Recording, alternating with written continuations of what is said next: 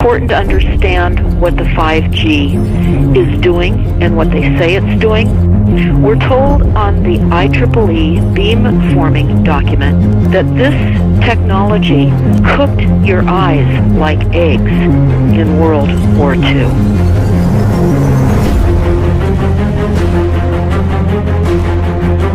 And you all need to understand these are military weapons. These are assault frequencies. If you garner nothing more than that, that's what you need to know. It's microwave radiation warfare. This is what this is.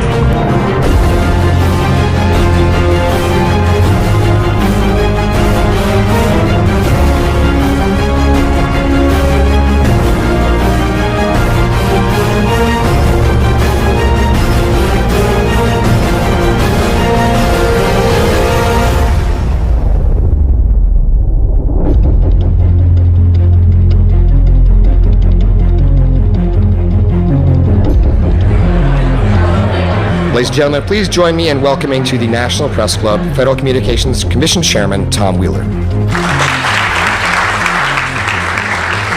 It's an honor to be here at the National Press Club. The first generation wireless, 1G, was voice. The second generation, 2G, allowed both talk and text. The third generation, 3G, the internet, in a limited way. And today's technology, 4G, completed that digital migration. But if anyone tells you that they know the details of what 5G is going to become, run the other way. This video is brought to you by the number 5 and the letter G. And pretty soon, everything else will be too. I have to tell people 5G is a killer. I'm Mark Steele, anybody who hasn't heard me. I'm a weapons systems head-up display expert, one of the leading experts in the world. I've actually broke cover in relation to this, and the reason I became an expert was because I invented them. What I'm going to say to you today, do not believe a single word I say. Not one. I want you to do your research. You'll find it's absolutely terrifying. You got your body card? Aye. Oh, good lad. Right, because I can talk to that. This 5G rollout is a weapons system. I've got a letter in with central government because I know about weapons systems more than anything other. In Britain, in a place in the north of England called Gateshead, a scientist there called Mark Steele has been very publicly and actively warning people about the effects of LED streetlights, which he says in Gateshead are emitting now 5G. Right, what's the crack? Hey, lads. I'm just having a word with these Gateshead council workers about replacing these transmitters on these lights that are causing harm and assaulting the community. This is an existential threat to the economy, to the environment and humanity. If these transmitters are everywhere, then everyone's at risk, surely.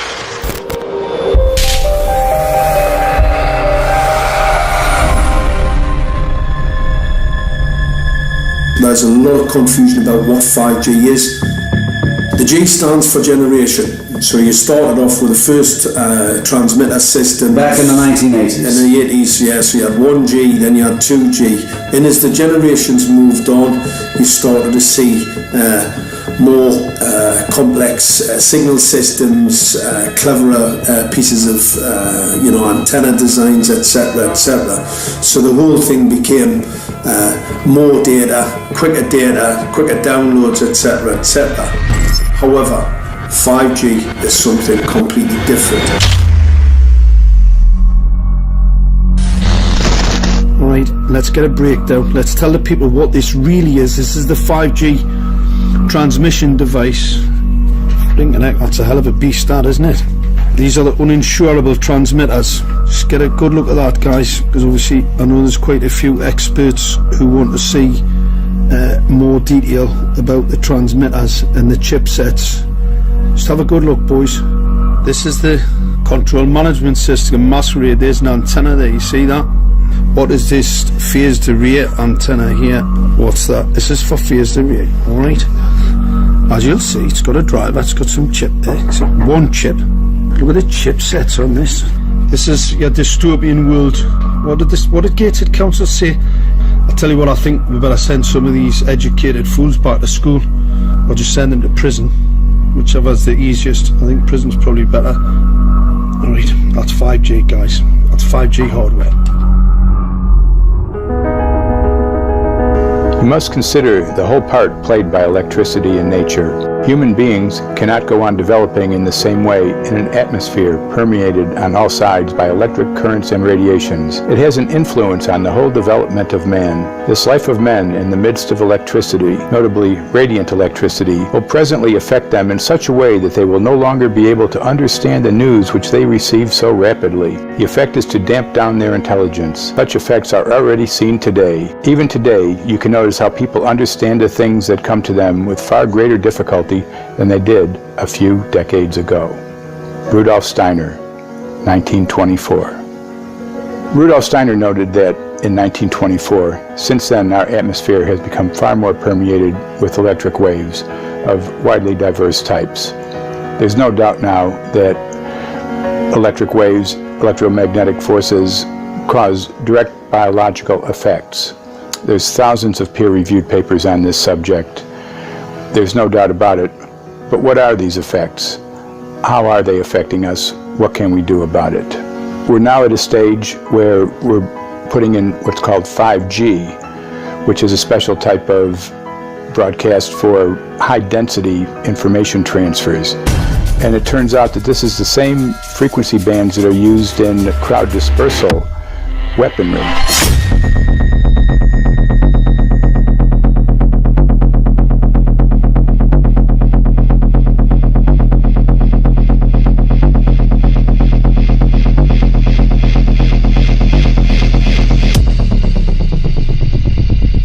5G, first and foremost, is densification. So it's significantly more transmitters in close proximity to a human, and it is also a sophisticated, illegal, unlawful transmitter. What I mean by that is it is a high gain dielectric lens antenna, and what that allows 5G transmitters to do is to 3D map its environment in your home. The 868 megahertz frequency is specific for battlefield interrogation systems, so sub-gigahertz. It allows the signal to travel through concrete brickwork with ease, and it can actually data gather. It is a target acquiring system. Phased array is basically radar off the battlefield. It is extremely good at identifying targets and being able to lock onto targets. And not only that, it can specifically target you as an individual. So any judge sitting on an interesting case, let's say, any lawyer, any barrister, anybody doing any work that is potentially controversial, your life could be at threat. So the antenna design that you currently have on top of these LED streetlights, masquerading as a control management system, it basically battlefield interrogation equipment. The first phased array unit was actually called Mammoth, used by the Germans during the Second World War to identify Allied aircraft. Obviously things have moved on significantly since then.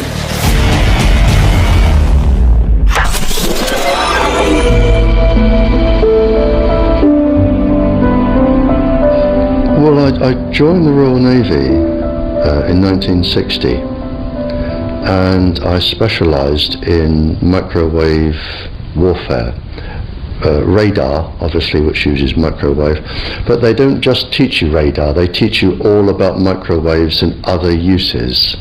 So I understood about microwave warfare and how it can damage people, how it can harm people. Microwaves then were used as weapons, as they are today. It is a perfect stealth weapon, and when governments don't like a group of people, For instance, the ladies who protest at Greenham Common in England about the American missile base they camped, they were microwaved. We microwaved Catholics in Northern Ireland to make them sick. It goes on all over the world, and it's a weapon that you don't know you're being targeted because the dose is very, very low, which is actually more dangerous than a high dose. It's very, very low, and it may take a year or two, but you can cause neurological damage and cancers with low-level microwaves, and you can make all your opponents sick. It's a perfect weapon for a government. Our impulses are being redirected. We are living in an artificially induced state of consciousness that resembles sleep. Their intention to rule rests with the annihilation of consciousness. We have been lulled into a trance. They have made us indifferent to ourselves, to others. We are focused only on our own gain. Please understand, they are safe as long as they are not discovered. Keep us asleep, keep us selfish, keep us sedated. Almost immediately, I had neighbours knocking on the door, talking about children bleeding from the nose. I had images posted on Facebook. And one neighbour in particular came to my door and mentioned the fact that since the LED street lighting had been installed, she was bleeding from the nose every single night. I thought it was unbelievable. However, I spoke to another neighbour who lived not far from the first lady who mentioned this, and she also confirmed that since the LED street lighting had been installed, she also had started to develop nosebleeds and had never had nosebleeds before in her life. That then put me on a journey to investigate. I measured microwave radiation levels from the transmitters on top of the LED streetlights. The basic 868 megahertz, it was significantly higher than the current Council of Europe 1815 resolution, which is a maximum of 600 millivolts. I've measured up to over 3,000 millivolts. 5 to 6 times higher than the guidelines. Significantly higher than the current Council of Europe 1815 resolution, which states that 200 millivolts should be the maximum. The Bio-Initiative report states that it should be significantly less than that. So we've got the Council of Europe, that's, you know, the international criminal courts are stating that, you know, the learned judges have said that 200 millivolts, and I'm measuring in bedrooms in Gateshead minimum 600 and up to 4,000. Does this mean that in 2020, 2021, when 5G is destined to roll out globally, that you're going to get those kind of readings everywhere all the time? Everywhere all the time. Worse than that? Worse than that. Yes, 5G will connect the Internet of everything. If something can be connected, it will be connected in a 5G world. Hundreds of billions of microchips connected in products from pill bottles to plant waterers, requiring massive deployment of small cells. We won't wait for the standards. Now, to make this work, the 5G build-out is going to be very infrastructure intensive. We must reject the notion that the 5G future will be the sole provenance of urban areas. The 5G revolution will touch all corners, and that's damn important. The interconnected world of the future will be the result of decisions we must make today.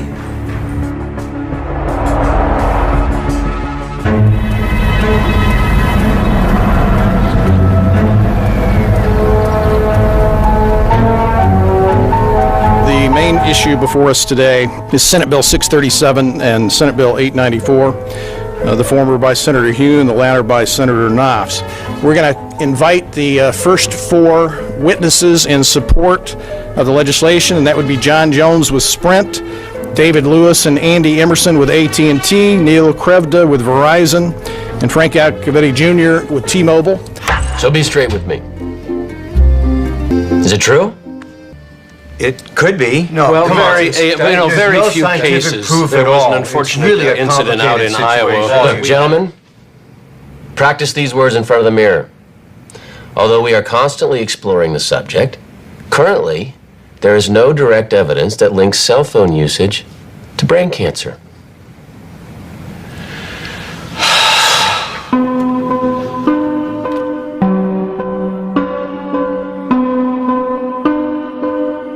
I'm Sharon Goldberg. I'm an internal medicine physician. I've practiced medicine for 21 years, and my background is mostly academic, internal medicine, hospital-based, clinical research, and medical education. I'm a certified Microsoft small business specialist. I've worked on space station designing the cabling system for the airlock module, where I was responsible for EMI/EMC analysis, which is electromagnetic interference, electromagnetic compatibility. I am a professor in the Department of Epidemiology, Biostatistics, and Occupational Health, and I teach there both toxicology and health effects of electromagnetic radiation. My name is Daphne Tachover, and I'm the founder of an organization called We Are the Evidence. We are an organization that represents the many adults and unfortunately many children who have become very sick from wireless technology radiation. There seems to be a couple false Easter eggs being put out there right now. I want to make sure we dispel that right off the gate. The effects of wireless on health scientifically are very, very clear. So it's always pushed back to the definition of an acceptable level of radiation. And that's what this is, by the way. This is about radiation. Wireless radiation has biological effects, period. My name is Dr. Angie Kolbeck. I've been reviewing the studies showing the impacts of wireless radiation on our health, and there are now thousands of studies showing the following adverse health impacts to wireless radiation: cancer, oxidative damage, DNA failure. Things like memory, dizziness, anxiety, brain fog. Headaches, nosebleeds, cognitive problem, exhaustion. We have evidence of DNA damage, cardiomyopathy, which is the precursor of congestive heart failure. Short and long-term memory loss, decreased attention spans, lower reaction times, even involuntary contractions of muscles causing misalignments of spines and jaws. Breast cancer. We suddenly have breast cancer in women who have no DNA predisposition. Disrupted immune function and change in stress proteins, reproductive and fertility effects. There are dozens and dozens of studies that show beyond any doubt what this radiation is doing to our sperm. Now, if you take the cell phone out of your pocket, the sperm will recuperate within 3 to 4 months. What would not recuperate would be the damage to the DNA of the sperm. That is irreparable. The wife of the ex-governor of Indiana was diagnosed with glioblastoma. Same brain tumor Ted Kennedy had and John McCain had. Did you look at John McCain's scar? This is a cell phone brain tumor. LeBron James, one of our sports people, had a salivary gland tumor. That is another cell phone tumor. You didn't hear about it because immediately after that was discovered, he was paid by Samsung to become their spokesperson. We are seeing increases in brain tumors. We're seeing increases in Alzheimer's. We're seeing increases in all of the neurotransmitter diseases, ALS, Lou Gehrig's disease, Parkinson's. These are all disease systems that are known to be associated with low-level energy exposures. We talk about 24/7 around-the-clock exposure, wherever you are and your whole body. You never get away from it. And it seems from our studies that maybe your immune system can cope with for a time, but it will deteriorate. Then the irradiation will definitely damage cells at a deeper level, and the question is what will then happen? These are out of peer-reviewed papers, so these are not just hypochondriacs thinking that they're doing it. We're having real problems with this. This is no longer a subject for debate when you look at PubMed and the peer-reviewed literature. These effects are seen in all life forms: plants, animals, insects, microbes. So 5G is not a conversation about whether or not these biological effects exist. They clearly do. There is scientifically evidence that is so strong that you can be certain that the standards used by the FCC to manage health effects are wrong. We need to start measuring how much radiation are people being exposed to. before we roll out 5G, there are 4 kinds of electromagnetic fields that we know are harmful to human health. So radio frequency radiation, magnetic fields, dirty electricity, and electric fields, okay? Our exposure, any given person, and all humans are affected by EMFs. What is our exposure in a day? It's not one cell phone. It's cell phones, it's multiple wireless networks, it's smart meters, it's cell towers. It's this sandwich, and it all adds up. The data we're going to look at are all published science, testing results, or public standards. At the bottom end of the radiation scale of what's called power density, or signal strength, is the minimum level at which cell phones will work, which was found to be 0.2 billionths of a microwatt per centimeter squared. Pine needles were found to age prematurely at 0.000027. At short-term exposures of 0.05, children aged 8 to 17 experienced headache, irritation, concentration difficulties, and behavioral problems. 0.1 is the biobiology or building biology guideline for extreme concern. 1.0 produced sperm DNA fragmentation and a decrease in sperm viability in vitro. Also at 1.0, the science shows the following bodily effects can occur: headaches, dizziness, fatigue, insomnia, chest pain, difficulty breathing, and indigestion. 2.5 saw altered calcium metabolism in heart muscle cells. 4.0, changes in the hippocampus affecting brain memory and learning. And at 6.0, DNA damage in cells. So, where are smart meters on this list? Electrical Power Institute in December 2010 measured a single Itron smart meter with pulses up to 7.93 microwatts per centimeter squared. Our own testing indicated approximately 8.0 with 1 meter. These tests are at a close distance, approximately 1 foot away from the meter, but an infant's crib could be just as close on the other side of the wall where the meter or bank of meters are installed. Even though there are all these known health effects at levels far lower, Switzerland, Liechtenstein, and Luxembourg see fit to set the standard at 9.5. And China, Poland, and Russia, 10.0. This is the same level at which behavior has been altered, producing reflexes of avoidance following 30-minute exposures. A room of 12 smart meters, very common and even a conservative number in an apartment building, tested at 19.8 microwatts per centimeter squared. This is hundreds of times higher than levels which clearly indicate harmful effects. So how can utilities and governments get away with forcing these devices on everyone? This is how. In Canada and the US and several other civilized countries, the safety limit is set at 600 to 1,000 microwatts per centimeter squared. This so-called safety limit is literally tens of thousands of times higher than levels which are known to damage health according to peer-reviewed published science.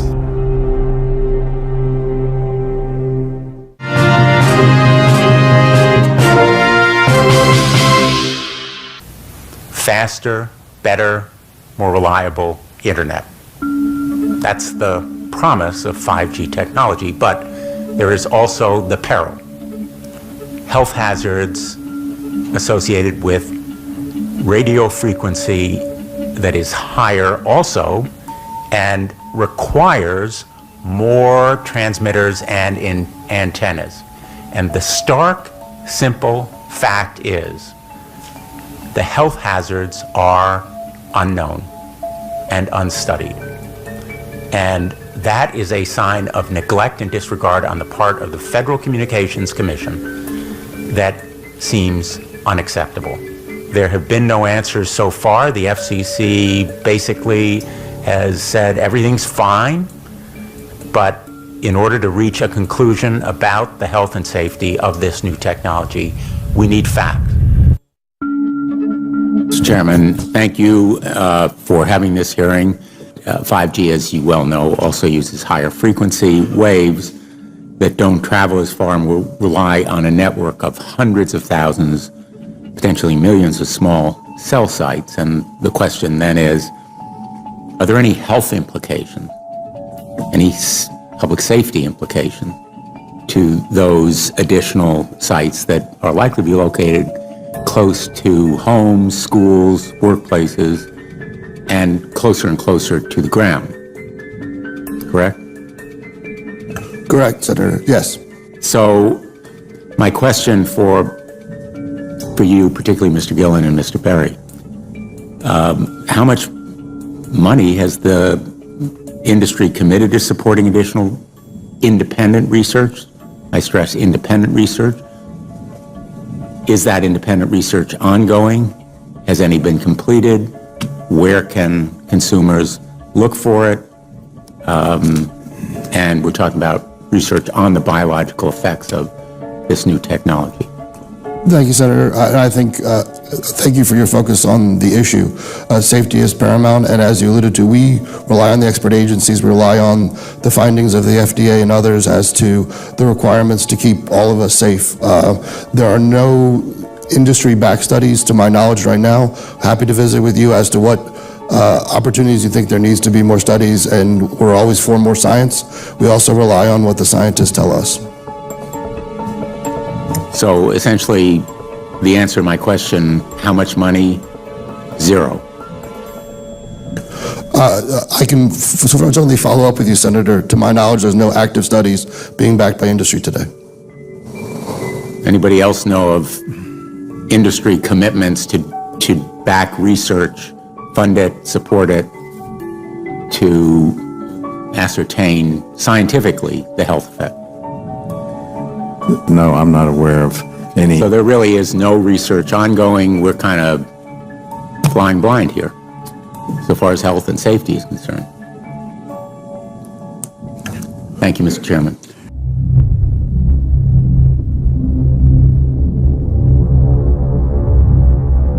You're a trained medical professional. Yes. We don't have one on the panel. What are we to make with of the American Cancer Society, for example, telling us there's no evidence of harmful product? Many of these organizations have conflicts of interest. Very briefly, if you can, what do you mean by conflict of interest? One of the first things that you teach residents is that you always have to look at the funding. There's a tremendous amount of sponsored research by people who are hired to do studies to find no effect. And that's plagued this field in a number of countries. The radio frequency radiation work that we did was supported by Motorola. The relationship was really very cordial and very stress-free, but only up until we started generating data. These folks were very, very upset and began to talk about how are they going to handle this, what sort of spin can we put on this, what can we expect from this, and from that point on the relationship changed. What we saw was that Motorola began to exert more and more control over the work, telling us what to do, telling us how to write abstracts, what to say in the abstracts, what to say in the papers, how to do the work. No, don't do this. Yes, do it this way. This was unacceptable. I had completed our study of DNA damage, and I submitted the final report to Motorola. They simply weren't willing to accept my interpretation of my study, my evaluation of my study, my knowledge of science at that point, and tried to urge me not to publish the study. Did you hear about people coming to you as far as having complaints about illness? We were made aware of health complaints following installation of smart meters, and we wanted to verify this using our field work. So I measured the field of about 30 different people while they stood 1 foot in front of the smart meter, and in every single case, the human energy field was obliterated as they stood in front of the smart meter. So in our first slides, what we see is normal cells, and the structure of the cells is intact and sound. This is what we would expect from a normal sample. So after 2 minutes of exposure in front of the smart meter at about 1 foot away, we see a totally different story. Sample 1, you can see a lot of degradation in the cells. The cell walls have been broken, and you see changes in the cells which are called mycoplasma. It shows a mutation to the cell.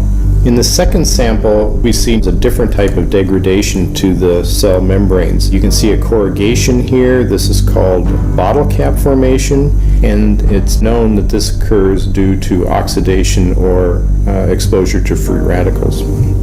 So this third subject, when we did her sample, she had to be pulled away from the meter after 45 seconds because she complained about an increasingly severe headache. And here you see a phenomenon called rouleau, where the red blood cells are stacking up, which makes it very difficult for the blood to deliver oxygen to the tissues as they would be their normal function. Every single one of these is a degradation. Every single one of these shows a trauma to the blood cells, and that came from something, and the only variable was the smart meter. The good news in all this is the patient and the blood can return to normal once they have been removed from the influences of these stressors.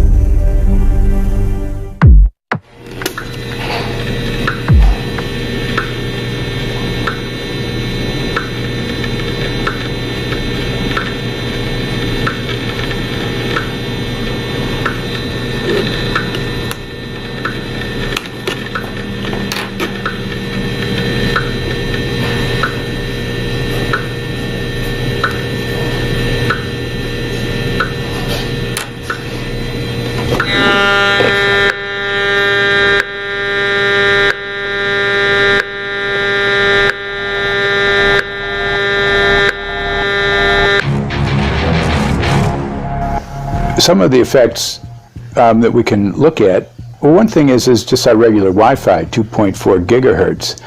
That's in the same range as microwave ovens, which are also called radar ranges, because that is radar.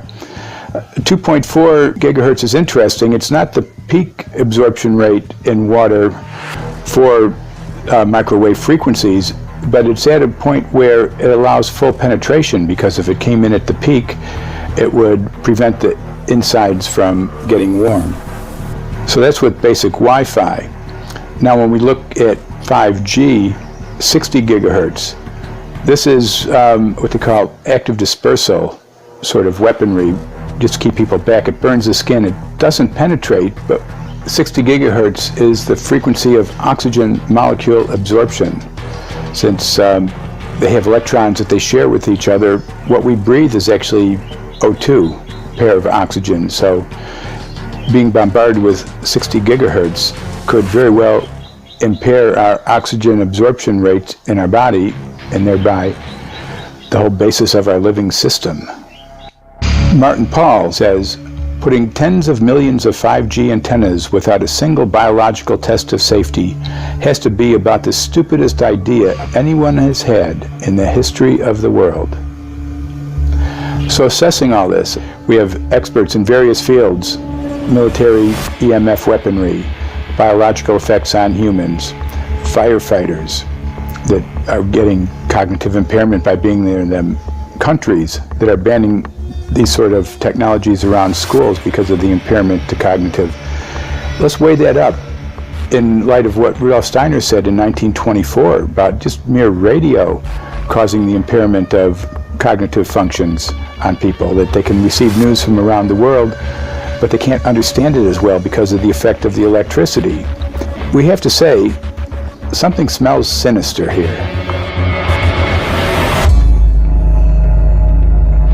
With the fifth generation, it's actually a whole new ballgame. It's not using the same technology. They're switching to military-grade millimeter wave technology. And when you look at this technology, I mean, if you go and look at DARPA reports, come and look at some of the patents that the United States military has put out on what they can do with psychological weapons, all sorts of things, crowd control, active denial, anything you can think of, this is what they can do with 5G. So any type of military application you can think of which has an electromagnetic base, they can do with 5G. And they're putting this out blanket across the population. Ladies and gentlemen, the President of the United States. Good evening, my fellow Americans. In the councils of government, we must guard against the acquisition of unwarranted influence, whether sought or unsought, by the military-industrial complex. The potential for the disastrous rise of misplaced power exists and will persist. We must never let the weight of this combination endanger our liberties or democratic processes.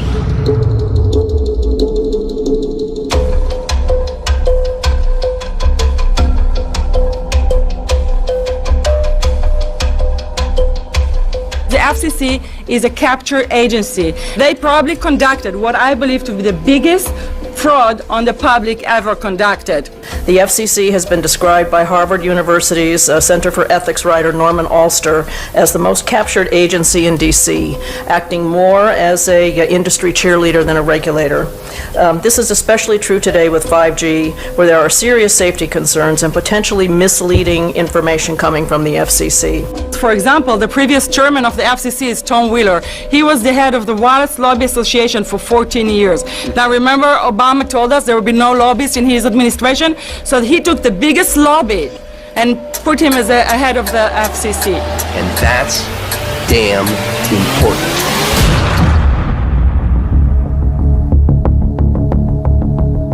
In 1993, the FCC started a rulemaking to adopt the IEEE regulations on this issue. IEEE is an engineer association. Why is it that we adopt regulation of engineers who maybe know how to measure this radiation when it's passing a wall, but not when it's passing a body? All our health agencies objected it, saying that it makes no sense to adopt engineer association, that they had not even one biomedical person on their team. They are effectively indemnified against adverse health impact lawsuits when the acceptable limits are higher than the limits actually shown to show harmful health effects. The FCC guidelines were developed for short-term exposures, 6 minutes, 30 minutes, depending on it's a phone or an outdoor exposure, and they have absolutely no connection to the biological effects that have been very clearly summarized in the Bio Initiative. So as you can see, there's a number of individuals in this room today that have serious concerns about this as regards to their health. If one of your companies decides to put one of these small cells up at a pole that's within, say, 50 feet of one of their houses, what recourse do they have to say, is there a way to move it somewhere else? There's language in the bill so that the authority can require the applicant to come forth with certification of compliance with the FCC's rules related to radio frequency emission. Remember that denial of request or denial of permit request that you can put in? It's going to point back to the acceptable levels as determined by the FCC. Not the EPA or not the CDC, the ones who usually take care of health concerns, but by the FCC, which is staffed by former members of the telecommunication industry. That's the fox guarding the hen house. It's a fact that most insurance companies will not indemnify against EMF effects. Telecom companies around the world are warning their investors of potential major costs due to real or alleged risks of EMF pollution from their products. Interestingly enough, they're warning their investors, but they're not telling their customers. They're basically keeping it quiet because that's where their money comes from. So we're using technology that could be very potentially harmful to us, and the investors know it. But their only worry is that they might lose money, not that our health might be affected. First of all, I think what you should really think about is why is it that they're not insured? It's not that they chose to be self-insured. They actually rejected by the insurance company from being insured because they understand the risk. And so the insurance companies, the big insurance companies, will not insure the telecommunications? So there's insurance companies, and then there's what's called secondary insurance companies. Secondary insurance companies are the insurance companies that insure the insurance companies. So in an event, an insurance company, let's say I insure Verizon, and it may not be able to meet the claims, then the secondary insurance company is kicking in. Like Lloyd's of London. Sorry? Like Yes, Lloyd's of exactly. London. So two leading one would be Lloyd's of London and Swiss Re. Both told the insurance company not to insure the wireless industry, and this is why they're not insured. And that should give you a hint. Now, this is exactly why they have to prevent a lawsuit. And how do they prevent lawsuit? That goes back to Section 704.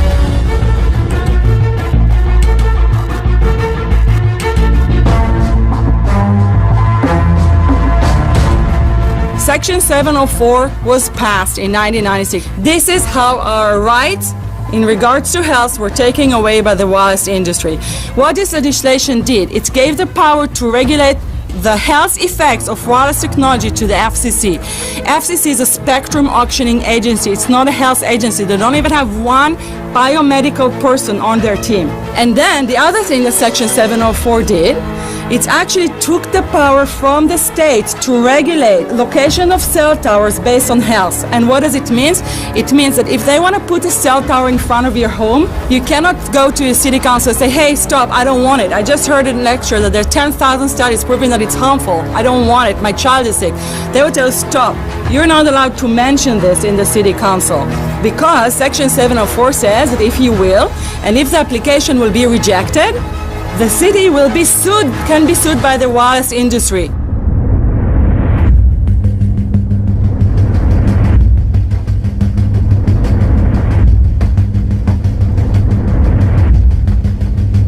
A major U.S. government study on rats finds a link between cell phones and cancer. Very first government study linking the radiation from cell phones to cancer. 2-decade, $30 million federal study out today found there is some evidence of a link between cell phone radiation and brain cancer. Professor, what is the NDP? I've heard that study several times. NDP is what? So it's a $25 million study on rats and mice that was supposed to demonstrate that there were no effects of radiation below thermal. And in fact, it demonstrated exactly the opposite. And it follows on the heels of two major studies on animals that said exactly the same thing. And that study was designed perfectly to make sure that it cannot be challenged, that there will not be any doubt. That's why it took them 14 years. That's how they prevented discussion of health. And why do they want to prevent discussion of health if there's no problem with health? Simply put, FCC is completely unprepared, unable, and possibly unwilling to oversee 5G for safety, even as it barrels toward us. They are falling back on tired definitions and panaceas long since disproven by science. To make matters worse, recent FCC rulings and numerous industry-friendly bills passed at state and federal levels between 2016 and 2018 removed the last vestiges of local and state review over infrastructure siting, just when we need it the most.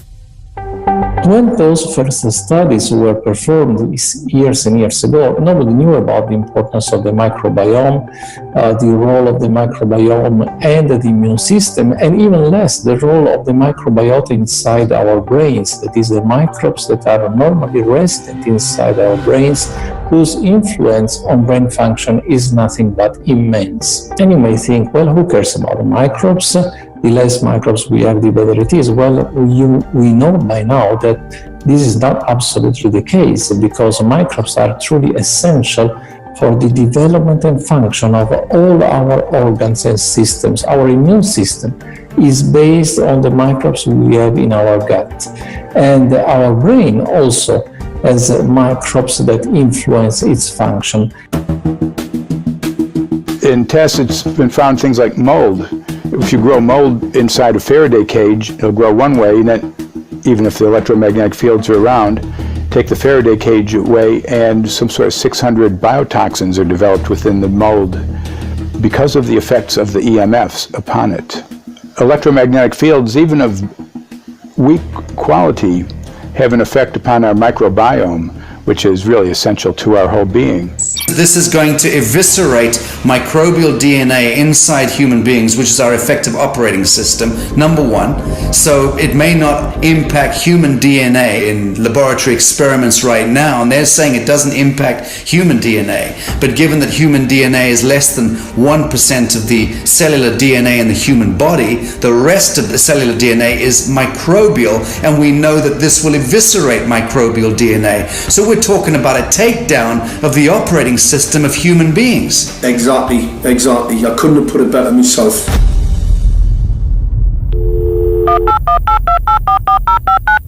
John Brandt. Good morning, Mr. Brandt. Wow, this is Amanda from Virginia. Hi, how are you? Hi, I've been trying to get a hold of you for months now. You guys are covering up chemtrails. No, we are not covering it. We have no reason to cover up chemtrails. Of course, you have every reason to cover it up. Every reason. It's called What losing your reasons job. would that be? Well, you personally, you would lose your job if you were to reveal anything to me, and it's probably unsafe for you to even be speaking about this, considering the types of individuals you work for. It's not unsafe. It is unsafe. There's no problem with us talking on, you're a citizen, you're making a complaint. Oh, Lord, have mercy on my soul. It's a complaint in an area that we don't have authority to regulate.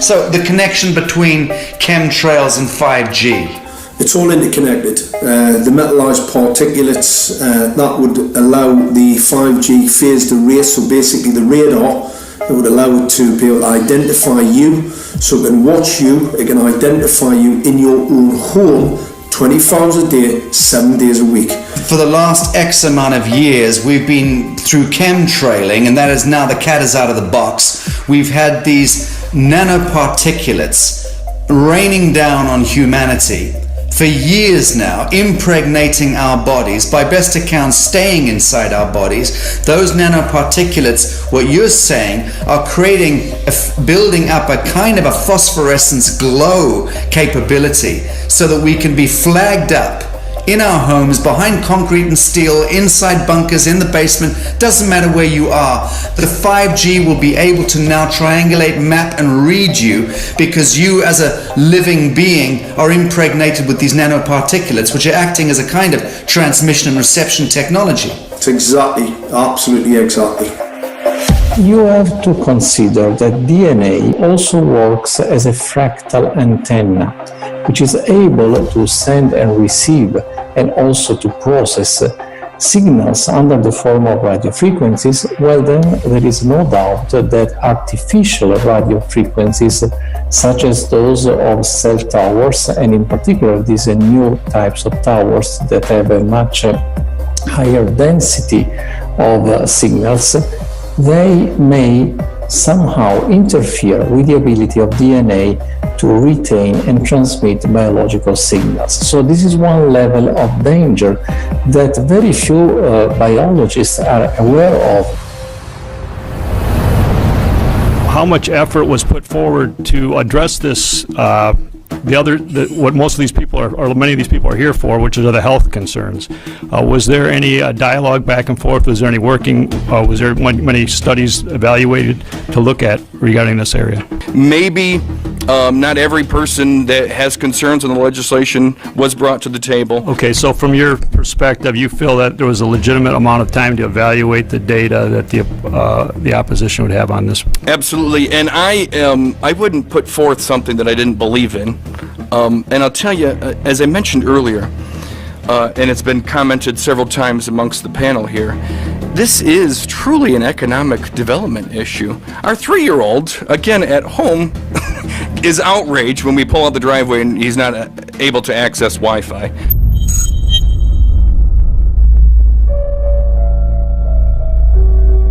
I think anyone who puts Wi-Fi into a school should be locked up for the rest of their life. I really do. I think they're not fit to walk on the surface of this planet because they haven't looked at the research, and whatever incentive they have, it is not worth the genetic problems that parents are going to face with their children when they're born. France has banned Wi-Fi in nursery schools and put warnings out for regular schools because they're finding there's impaired learning capacity in children when they're around Wi-Fi. And they have to put up warning signs where they put Wi-Fi transmitters. When I got sick and I learned that they're putting Wi-Fi in the schools in Israel, I was very sick at the time, but I could not tolerate the thought that children in the schools will become as sick as I have. And after a few months of correspondence, I submitted a Supreme Court case in Israel to ban the use of Wi-Fi in the schools and replace them with wired network. The 4 top diseases that kill our children, our young adults right now, are brain tumors, thyroid cancer, testis cancer, rectal cancer, everywhere we put our cell phones. And a lot of our children are sick and they're being misdiagnosed and mistreated because the wireless industry has put billions and billions of dollars in the past 30 years to mislead the public as to the health effects and keep the public uninformed. we are performing an experiment on children. We are exposing children to microwave radiation for 6 hours during every school day. We have had absolutely no studies looking at the long-term effects of this radiation on young people or even on adults. A considerable amount of research shows that developing brains and bodies of children are much more affected than adults. And there are clear indications of a link between increased electromagnetic fields and autism spectrum disorders. We took 10 autistic children and went back to the sleeping location where the mother was when she was pregnant with that child and compared it with the sleeping location of a mother that gave birth to healthy children. We had 10 mothers in that group, 10 mothers in this group, and in the group of the autistic children we found that the measurements that we got for the microwave exposure was elevated compared to the group of children that were normal.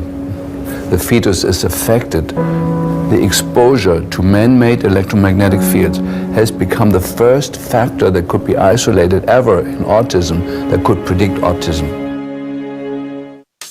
The fifth generation of wireless technology, or 5G as it's being rolled out worldwide without safety testing. Let me say that again, without safety testing, and how we've got scientists and doctors and environmental organizers saying, stop this. Because in terms of the effects of wireless radiation, the science is in. Wireless radiation can lead to cancerous heart tumors, brain tumors, DNA damage. Wireless radiation is linked to infertility, to autism, Alzheimer's, and more. And guess what? All the effects that I just listed, those are some of the effects that are known according to the technology that's being seen today. First of all, you have to know that we know that the other EMFs that we're exposed to are already known to be health risks. And basically that 5G, because of the frequency that's going to be used and because of the extraordinarily high pulsation levels that will be used, is a much bigger threat to our health than the things that we already have, which are very substantial threats to our health. We're not just talking about the intensity. We're talking about the frequency and the very high level of pulsations. There's a huge literature which shows that pulsed EMFs that pulse up and down very rapidly, are in most cases much more biologically active than our non-pulsed EMFs. Every single wireless communication device communicates via pulsations, but the industry completely ignores this issue. The problem with 5G is that they're planning to put out tens of millions of these antennae all over the place without doing one single biological safety test. Are you implying possibly that we, the consumers, are the guinea pigs since they haven't really done tests to see the effects in a smaller setting? I mean, that's not an implication, it's a statement. We are, yes. Cancer is not the main concern that I have. I'm really concerned about sperm count and about effects on pregnancy. How many of you know that 1 in 6 American couples is unable to have a child when they want to? How many of you know that last year the birth rate in this country dropped the most that it ever has in recent history, 3% in a single year? People look at the sperm, and people use cell phones, and the sperm, usually sperm swim, and they swim straight. But if you expose them to radio frequency, mobile phone waves, they swim in a circle. Studies have been done here in Australia, taking sperm from healthy men. And one test tube gets exposed to cell phone radiation, and one test tube is not exposed to mobile phone radiation. And then the results are evaluated. And this is a measure of vitality. We measure how well the sperm swim. This is a measure of motility. This is a measure of mitochondrial DNA damage. They have 3 times as much damage on their DNA if they have been exposed to mobile phone radiation. The data on that are rock solid. Cell phones can damage sperm quantity and quality. Your embryo, your uterus in the fetus, where your child is developing for the first 100 days, in the ovaries, the eggs do not have that protection. So they are at maximum risk from radiation. And for the first month or so, you wouldn't even know you were pregnant. You wouldn't even be taking precautions. That is the main danger area. So you give birth to a daughter, but her ovaries are now contaminated. She may be normal, she may be genetically damaged, but her ovaries are at the most risk. So when your daughter grows up and she becomes pregnant and has a baby, this is where one of these eggs will be fertilized and come out. So the real damage here is your grandchildren. That is where it is going to show most. Do you think that there is a chance that within the third generation of females, they may be irreversibly sterile? Not in the third generation, but in the fifth generation, and that would for humans be something in the order of 150 years ahead of us. And of course, then it's too late to say that you are sorry, and it's very too late to say stop. There's a wealth of papers. I mean, we're talking about thousands of published papers in the scientific literature, few of which, or sometimes none of which, have entered the official documentations from authorities and likewise. So I think it's really time to have an independent compilation of data. Such was done at August 31st, 2007 in the form of the Bioinitiative report, of which I was one of the authors. And then we put together approximately 2,000 scientific references on a little bit more than 600 pages, clearly saying that if you, for instance, if you are a rat or a mouse or a cell or a molecule, you should definitely not allow yourself to be exposed to this. And in the meantime, we have this full-scale experiment using our own kids. One interesting case, John Patterson, he was a telecommunications engineer in Sydney, Australia. Very brilliant man. For 20 years, John tested Telstra digital systems. Over the time, he realised the dangers of electromagnetic radiation. It disrupts the bioelectric system of your body, which is really your brain, your nervous system, how your muscles talk. And he tried warning of these effects through different agencies, through his company. Got all the test gear out and measured it and drew up a report, and I was immediately removed from service. Finally, in 2007, he took matters into his own hand. He commandeered a used British Army tank and went and destroyed 6 cell phone towers in Sydney, Australia, because he wanted to stop this. He was trying to make a point. The message was that how dangerous it was. You know, these people were elected by us to manage our infrastructure in a responsible manner. That is the sole purpose of government if it's going to exist at all. And if it doesn't do that, then it has no right. It is invalid. So we need to pull this infrastructure down. We really do. But in order to do that, I mean, we can't just be some violent domestic terrorist. You've got to bring this awareness to the people that these towers are doing them damage. You don't need bandwidth that fast. And they're not doing it so you can download movies quickly. They're doing it so they can track every single thing you do and bring in this social crediting system to control even everything you think. It's a story about a lady called Claire Edwards. She was a United Nations staff member, and she was warning of the potentially catastrophic dangers of 5G technology. I took the issue to the UN Secretary General, Antonio Guterres. He is a physicist and electrical engineer, and lectured on telecommunication signals early in his career, yet asserted to me that he knew nothing about the dangers of 5G. Current public exposure levels are at least 1 quintillion, that's 18 zeros, 1 quintillion times above natural background radiation, according to Professor Olle Johansson of the Karolinska Institute in Sweden. The highly dangerous biological effects of EMFs have been documented by thousands of studies since 1932, indicating that we may be facing a global health catastrophe orders of magnitude worse than those caused by tobacco and cigarettes. 5G is designed to deliver concentrated and focused electromagnetic radiation in excess of 100 times current levels in the same way as do directed energy weapons. There is currently an international appeal signed by 237 EMF scientists from 41 nations urging the UN and particularly the WHO to exert strong leadership in fostering the development of more protective EMF guidelines, encouraging precautionary measures and educating the public about the considerable health risks, particularly the risks to children and fetal development. Sorry, because we are talking with someone that is a little bit ignorant on these things. You're talking to the Wi-Fi systems? I become worried because I put those devices in my house. I will have to, I confess my ignorance on this. We will have to, but I'm going to raise this with WHO, which I think is the organization that might be able to deal with it properly, because I must confess I was not aware of that danger.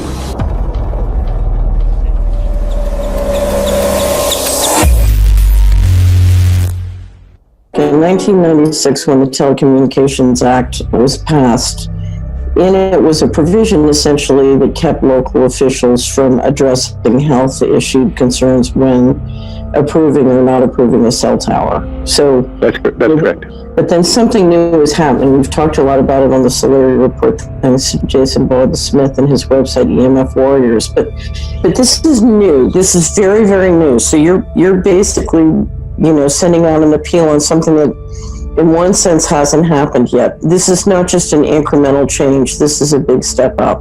It's a sea change. An onslaught's not an improper word. It's a bombardment. So instead of a cell tower 1 mile or 2 miles from you and you still have cell phone service, we're going to have antennas every block, and some poor soul is going to have one mounted to utility pole maybe less than 20 meters from their home. So this kind of, invasive bombardment with this many antennas, just in 1 square mile, if you do the math, 1 per block and 16 blocks per mile, that's about 250 antennas per square mile. The millimeter wave is untested. Former FCC Chairman Tom Wheeler openly said that they don't plan to test. We won't wait for the standards. And then our appeal also addresses the fact that there's a plan to roll out 5G through satellites in low Earth orbit.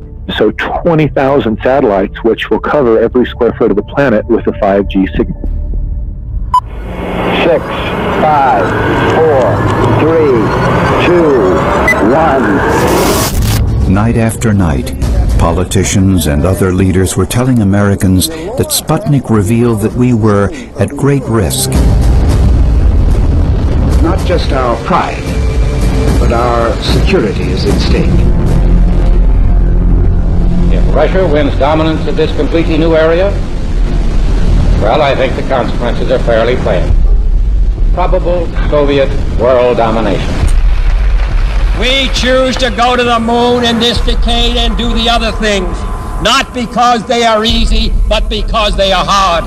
Because that challenge is one that we're willing to accept, one we are unwilling to postpone, and one we intend to win.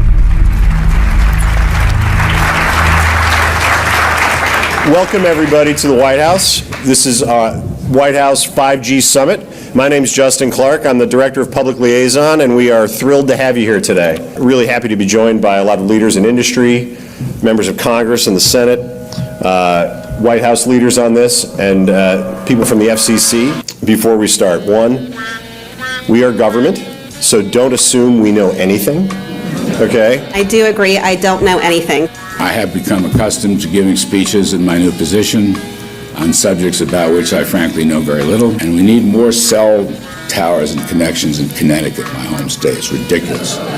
The U.S. is in the lead thanks to our private sector as well as the work of the FCC and this administration overall. But China and South Korea and many other countries are eager to claim this mantle. We have every intention to deploy 5G first and reap the benefits of faster and more robust wireless. Yes, I hope we beat China, of course, and get to gigabit speeds and low latency, and the race has begun. Let there be no mistake. The race to 5G is a sprint. Winning the global race to 5G, it's a national priority. We must bear in mind the national security implications of winning the race on 5G. Today we're talking about the importance of being first in 5G, continued commitment to putting America first in the race to 5G. We're calling it America First, 5G First. Well, our strategy is called the 5G FAST Plan, a plan to facilitate America's superiority in 5G technology. Connected devices for health applications, which I love, has the capacity to make people healthier, as I understand it, a lot of medical applications. The industry is not asking the government for money to build 5G networks. They're asking us to cut the red tape that surrounds infrastructure deployment. We cannot let today's red tape strangle the 5G future. The red tape slows and sometimes stops the building of densified network facilities necessary for 5G. As we continue our efforts to keep government out of the way, so that America can continue its leadership for America to win the race to 5G. One path is the government regulatory path. The other path is the private enterprise free market, gales of creative destruction, Schumpeter path. Have you ever heard that? Gales of creative destruction? It just means let it rip.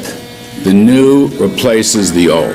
With 5G, we're on the cusp of another era of American innovation. It means an even more connected world for everyone around us, unlocking the potential of the Internet of Things to become safer, healthier, and more sustainable for our future. You know, sometimes, look, we all believe in the 10th Amendment, but sometimes you have to override it.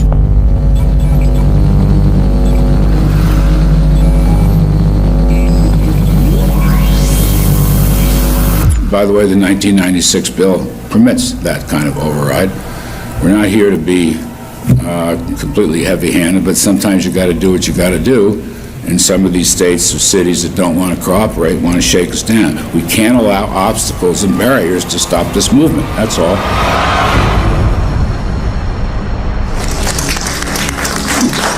And this happened in Canada. I mean, there were some activists I was working with up there that said, well, you know, we won a victory. We got the Public Utilities Commission to allow us opt out. And I said, boy, that's divide and conquer. They just got rid of the people that were raising hell.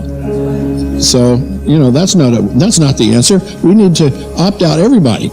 An opt-out is an agreement to pay to not be harmed. An opt-out is volunteering into extortion. An opt-out says that if I don't pay you, you have the right to harm me. So that doesn't work.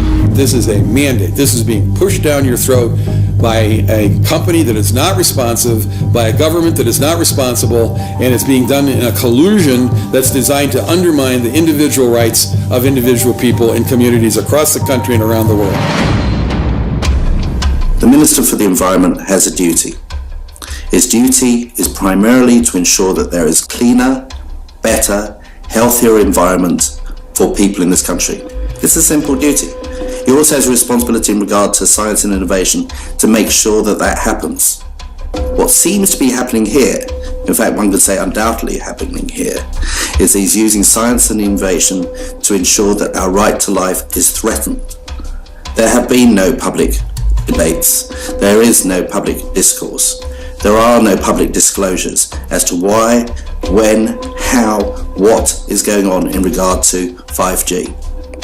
That by itself is a breach of ministerial responsibility, and one which we really should look at in terms of a private prosecution against the ministers who have failed to protect our right to life.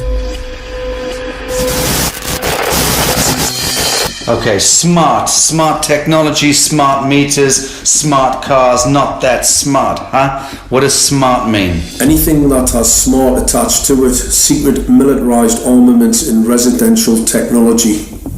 That's where smart came from. And smart, every bit of technology that you see today has all been developed for either some type of battlefield, some type of intelligence gathering system, and obviously these developments have to be commercialised, and people have actually took them into their homes. The definition of a smart grid is a wireless system that will fundamentally turn every single appliance in your home into the equivalent of a transmitting cell phone. That's every computer, every television, every furnace, every air conditioner, every coffee machine, every printer, every single appliance that you have in your house will eventually, in a smart grid, have an antenna that's embedded into it that will transmit your usage data to a smart meter on the outside of your home that will then transmit your usage data to another tower receiving that usage signal that will then go to the utility company for supposedly billing purposes. not all signals will just be about your individual use. There will be aggregate meters that will bounce signal from house to house to house within a neighborhood that will then accumulate all of the usage data that will transmit that to the utility company. Now, what that will do is that the end metering system that is transmitting all of that data will be firing an RF signal at many, many times a second, which will increase the average homeowner's radio frequency radiation exposure exponentially. This picture shows some aphids on the leaf of an orange tree shortly after radar equipment was installed at a nearby airport a number of years ago. I noticed that every few seconds, all the aphids would tense up in unison and do sort of a little dance, as you see in the picture. Upon further investigation, I found that the interval of time between the activity of each dance coincided exactly with the rotation of the radar rotor device at the airport, which was a distance of approximately 14 miles.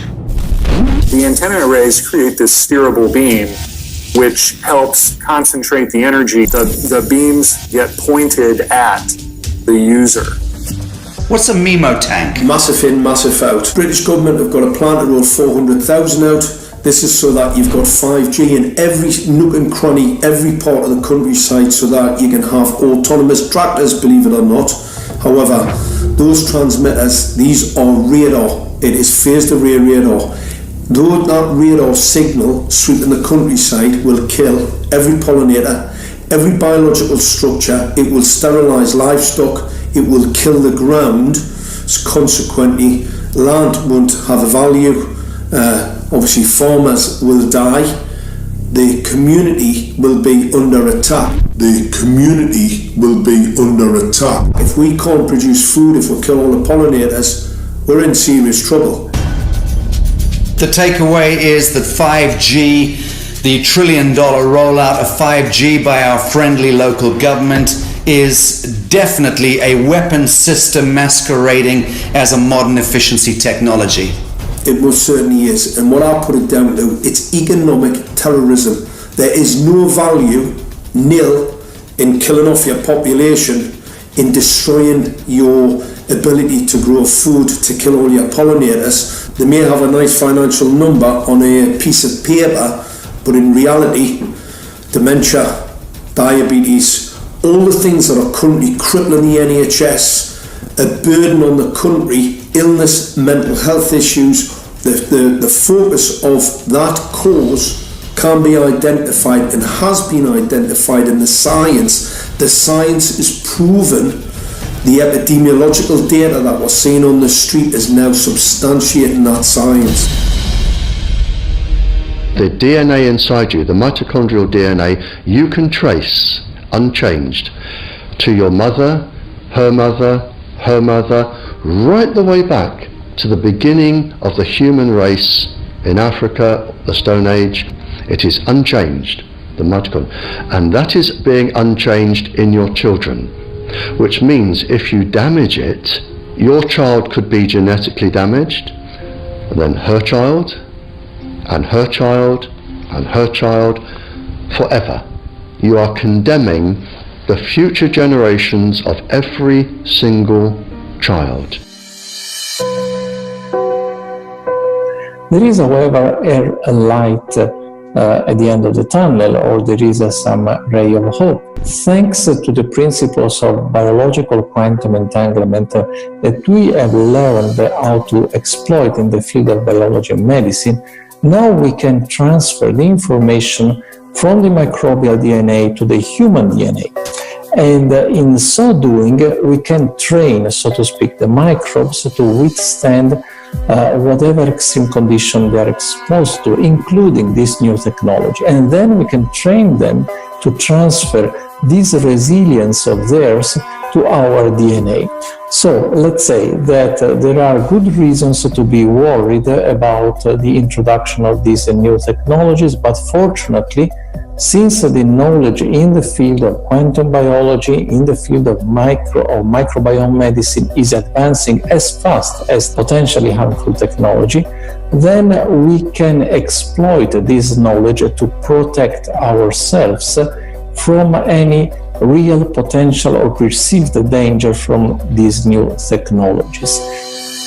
I've met with molecular and cellular biologists, with blood microscopists, with weapons development experts, frontline activists and researchers, and all the stories I'm hearing from these experts and pundits leads to the same thing.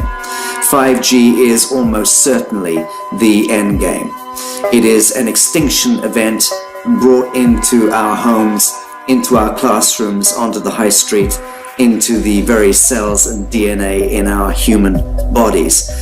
It is such a perilous threat that it is almost impossible to imagine, let alone describe. When the 5G signature goes live, it will tap into a multitude of satellites which are in geosat orbit around the surface of the Earth. Millions of surface antennas will pick up that signaling and will then scatter the signaling into hundreds and hundreds of millions of different micro antenna systems set up on street lamps and even in your home, which you're not aware of incidentally. The LED light bulbs in your home invariably contain the micro or nanotech lens flare capacitors which will receive the 5G signaling, and it will proliferate the 5G signaling everywhere by exploding the signal into billions of photons which will target everything all at the same time. This is stealth technology. This is invisible science. But what it means in simple terms is that you will be flagged up, visible, trackable inside your own home. Anywhere you move on the surface of the Earth, they will have a lock and load tracking capability over you. You will be visible to invisible masters, each one of us, all the time. Today, our governments and the corporate sector have managed somehow to infiltrate the mainframe of our civilization and are pushing through a $20 trillion infrastructural rollout without any, and I mean without any, health science running behind it. There have been no tests. Your government and your health authorities are either in collusion on this matter of genocide and ecocide, or they're just damned stupid, and I would suggest it is the latter. Shame on the technologists and the electricians who are furthering this technology in our homes, in our offices, in our streets. Shame on the legislators and the parliamentarians and the troglodytes and bureaucrats that proliferate our society today. Shame on that echelon for putting their signatures to contracts which allow the fast tracking of this technology into our homes and onto our high streets. Shame on the parliamentarians and international leadership whose wet ink signatures and seals of office are sanctioning and permissioning the rollout of something which is arguably the greatest threat to humankind. Shame on each one of us who now fail to get up out of our homes, walk out of our front doors, and challenge every so-called authority who dares to violate our bodies, our homes, and our future generations.